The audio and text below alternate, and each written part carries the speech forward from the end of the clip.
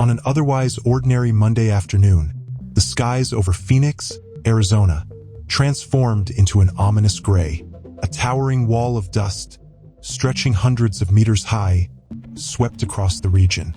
This phenomenon, known as a haboob, struck the Phoenix metropolitan area and nearby regions, turning a typical day into one of chaos and unease for thousands of residents.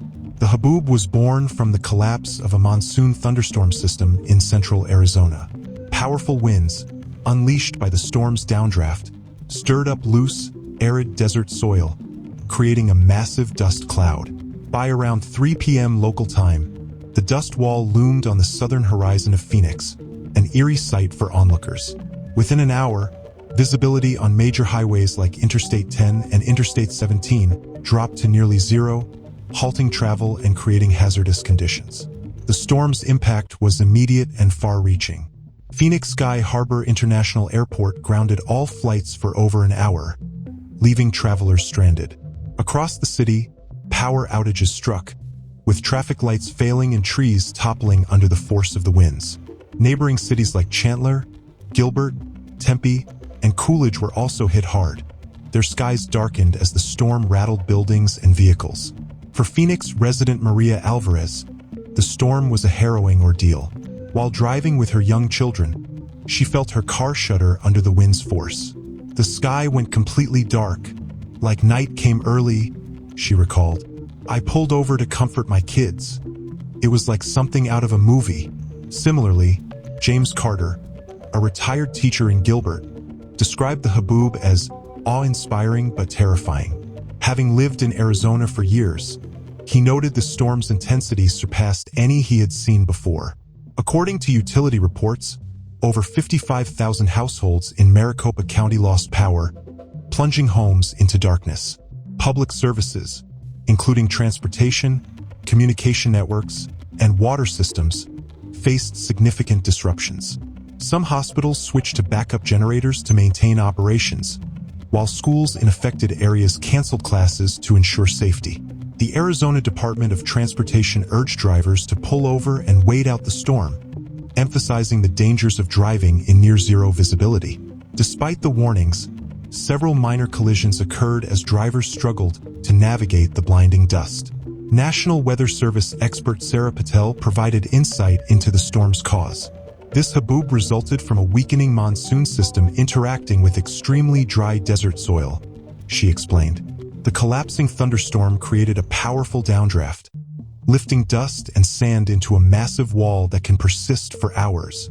Patel noted that while haboobs are common in the desert Southwest during late summer, this one's intensity was exceptional. By Tuesday, cleanup crews were hard at work clearing debris and fallen trees from roads. Power was gradually restored, and Phoenix Sky Harbor Airport resumed flights, though delays persisted. Local authorities established relief centers, distributing essentials like water, food, and dust masks to affected residents. Officials also advised staying indoors due to poor air quality and recommended using air purifiers or KN95 masks for those who needed to venture outside. A massive dust storm swept through Phoenix, transforming the cityscape into a surreal scene of nature's might. Social media clips captured a towering wall of dust swallowing skyscrapers and roads in a dense, earthy fog. The eerie sound of gusting winds, flickering streetlights, and people scrambling for shelter painted a chaotic picture. Local photographers seized the opportunity to document this extraordinary event. Their images showcased a striking shift from clear blue skies to an ominous, dust-choked horizon in mere minutes. These photographs stand as powerful reminders of nature's unpredictable strength. This wasn't just a weather event. It was a humbling lesson in humanity's place within the natural world. Despite modern technology and urban development, the storm revealed how quickly nature can disrupt even a bustling metropolis like Phoenix. For Phoenix residents, the storm was a wake-up call. One local remarked, "I'll never take the weather lightly again. Living in the desert means respecting its raw power."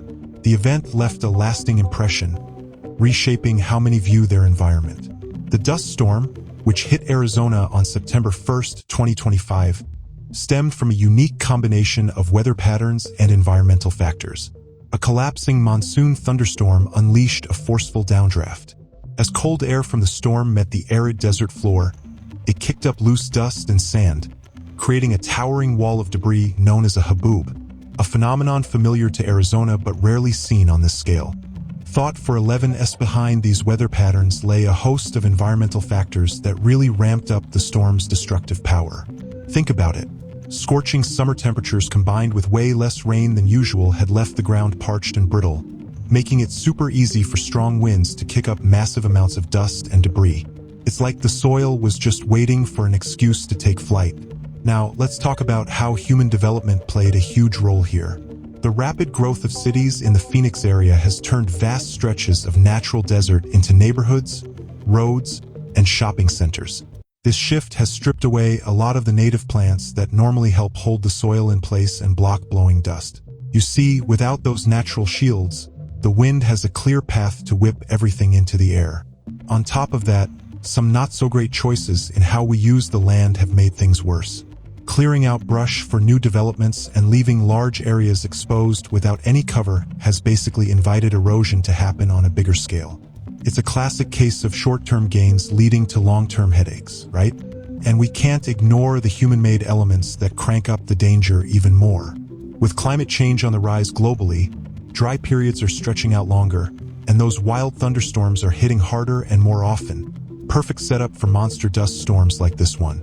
It's fascinating and a bit scary how our actions on a planetary level trickle down to local chaos.